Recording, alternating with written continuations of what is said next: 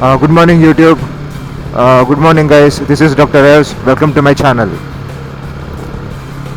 Today, I just wanted to share my thoughts about KTM RC390, which is my bike, which I am presently riding, which I am presently using for my occasional daily commutes and for my regular Sunday morning breakfast rides and for my touring.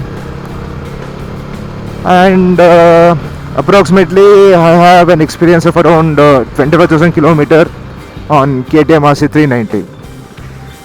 The present bike which I am riding is March 2016 make.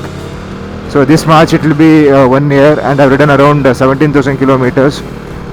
The remaining around 8,000 kilometers of 25,000 kilometers was done on my friend's KTM RC390, which I had borrowed from him for around 8 months in 2015 and 16.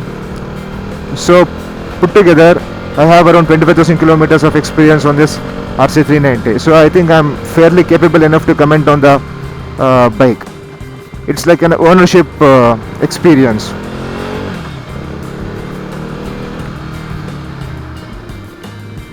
Yeah, coming to the first topic, let's talk about not so good aspects of RC390.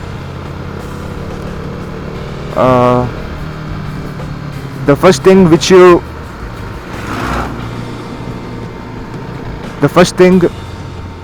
appreciate as soon as you hop on RC390 is the amount of noise it makes. Sorry. See, basically, I can't imagine riding RC390 without wearing a helmet. Why do I always prefer to wear a helmet while riding RC390? Obviously, one is safety reason.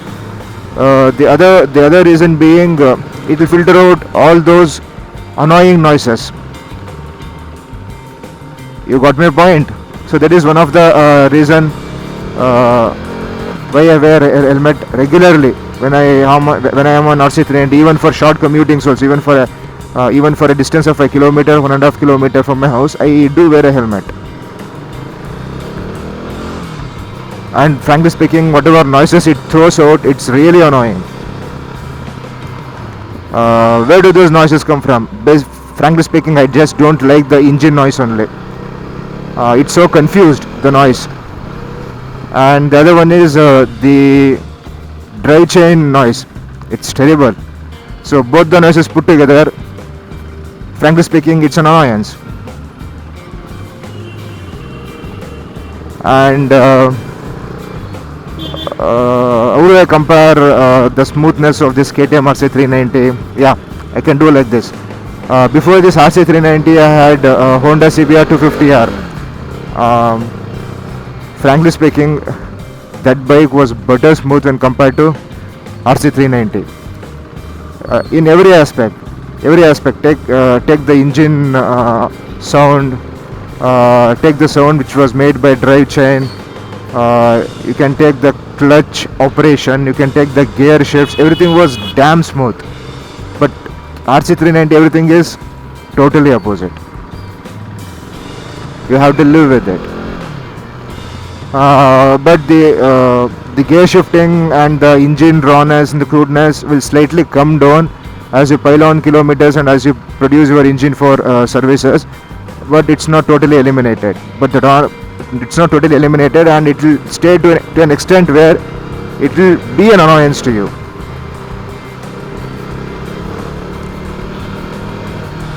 And the other aspect being the vibrations.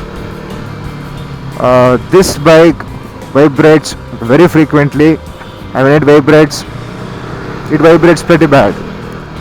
So what are the parts which usually regularly vibrates even after fixing it? The parts which requires regular fixing to prevent the vibration. The one is this battery cover. It vibrates a lot. This probably, I think, in my 1 year of experience, I might have fixed it 3 times, and the third time, the second part which vibrates very regularly is the fairing, and that requires a regular fix even. Probably I might have fixed the I might have retorqued the fairing screws twice in my ownership over an year. And the third part which vibrates very frequently is the belly pan. Obviously the ground clearance is not that great. You tend to scratch the belly pan in some really unscientifically put terms in Bangalore. That will make the belly pan go loose, so it requires regular torquing.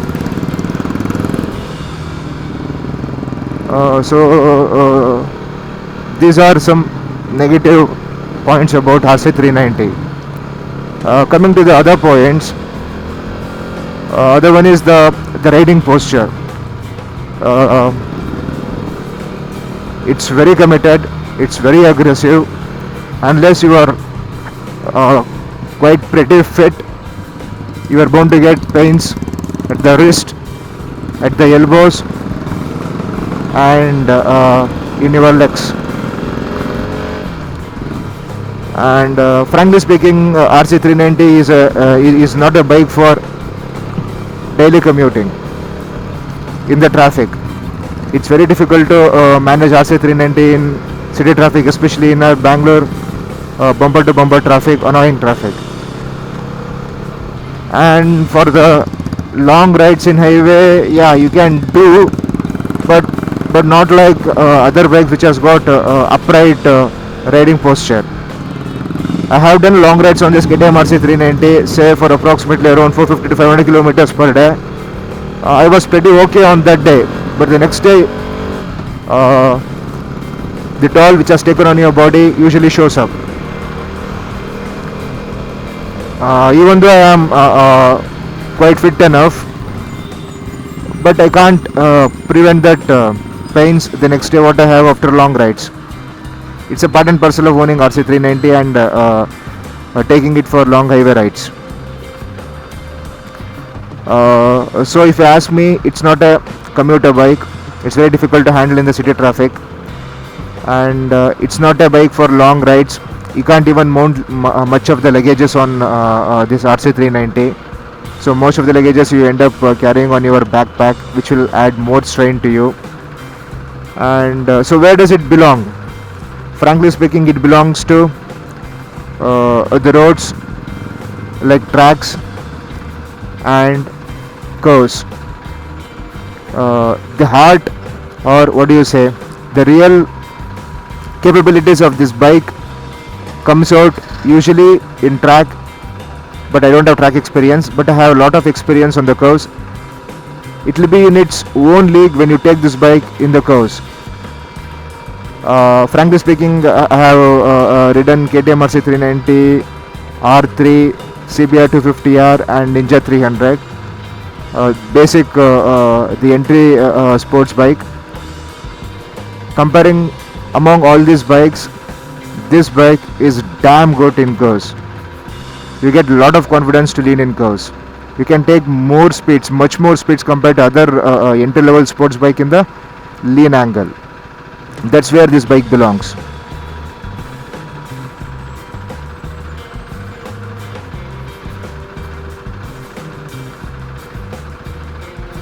And the one more annoying thing about RC390 is the amount of the noise the fan makes. It's too much. And frankly speaking, in the city rides, 90% of the time it's always on.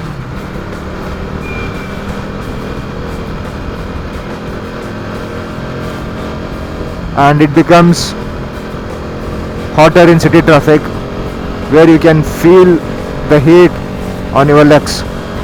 Whatever they say, they have re-engineered the fan, they have re-engineered the intensity with which the fan rotates, they have re-engineered from where the air flows, where it has to go out so that it doesn't come on the legs and all. Whatever might be the engineering, what I feel is it gets hot to such an extent that you are not comfortable with it.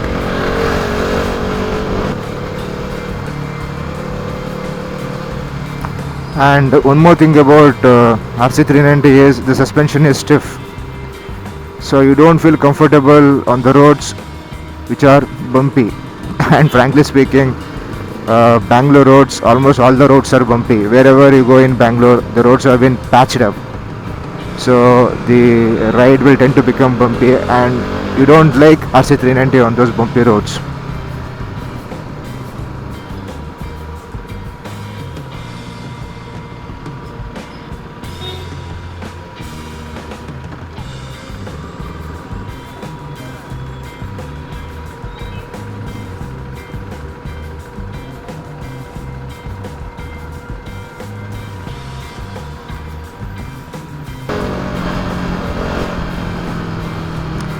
And one more thing is, RC390 never feels at home in low revs.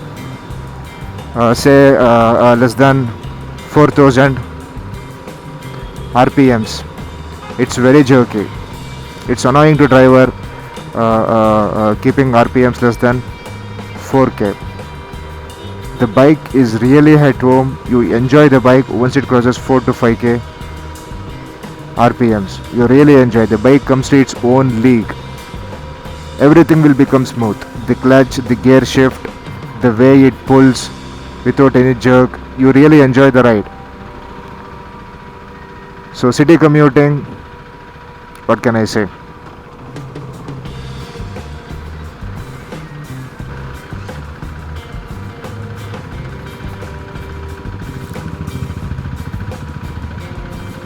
And one more thing about this bike is the tank capacity. The tank range is very less.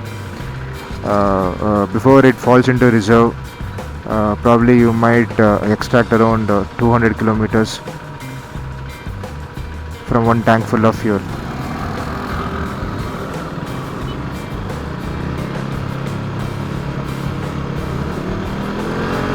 If you are in highways, if you are doing highway, and if the highway is really good, it's like covering those 200 kilometers in a matter of say 2 hours or 2 hours 15 minutes. So once in 2 hours, 15 minutes you have to refuel. So it's not made for long highway rides.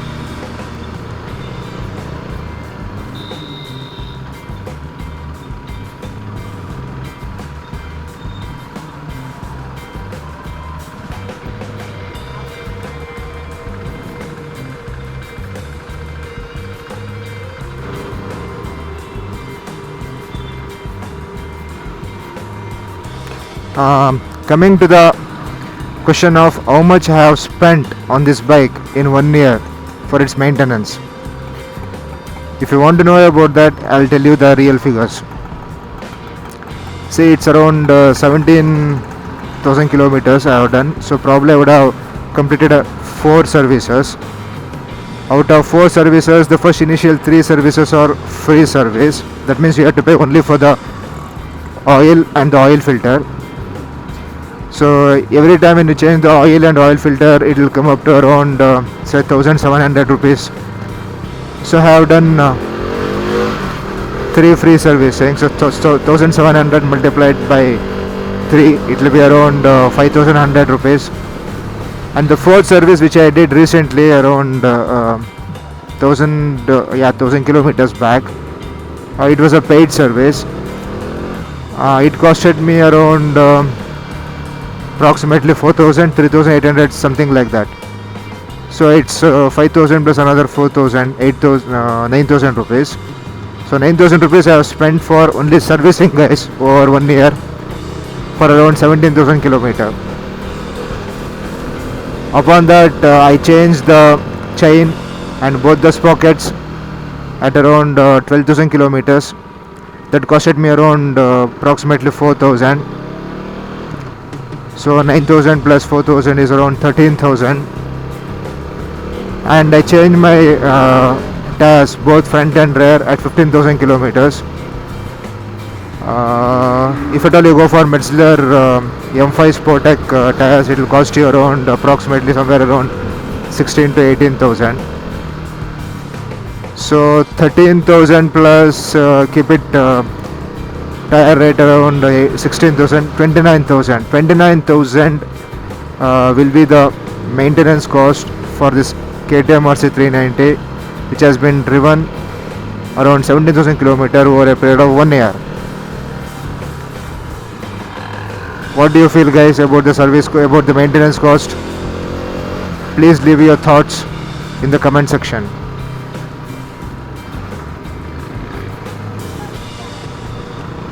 Oh, I forgot to mention one more thing. I have changed the brake pads also. Extremely sorry, I forgot to mention that. The front brake pads I changed at around 14 or 15,000 kilometers. I went for Brembo RC390 brake pads, a sintered one, which costed me around 4,500, I guess, approximately. And the rear pads are the same stock variety rear pads, which were changed somewhere around 13,000-14,000 kilometers only.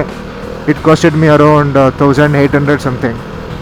So add these two things to the maintenance cost. So 29,000 plus another 6,000, 35,000 rupees for 17,000 kilometers, including tires, including sprocket change, including brake shoes.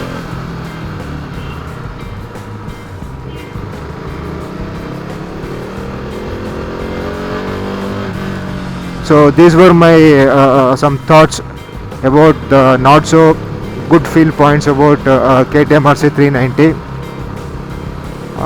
If anything you have, any thoughts you have, if you want to discuss anything, please do use the comment section. We'll have a healthy discussion. And I'll do one more video about the positive things of KTM RC390. In spite of me experiencing so many negative points of RC390, why I am still keeping this RC390 with me? Why do I still enjoy every ride of RC390? I'll tell you in the next video, guys. Till then, take care, ride safe, be good to fellow commuters. Even they have right to ride safe. Bye bye, guys.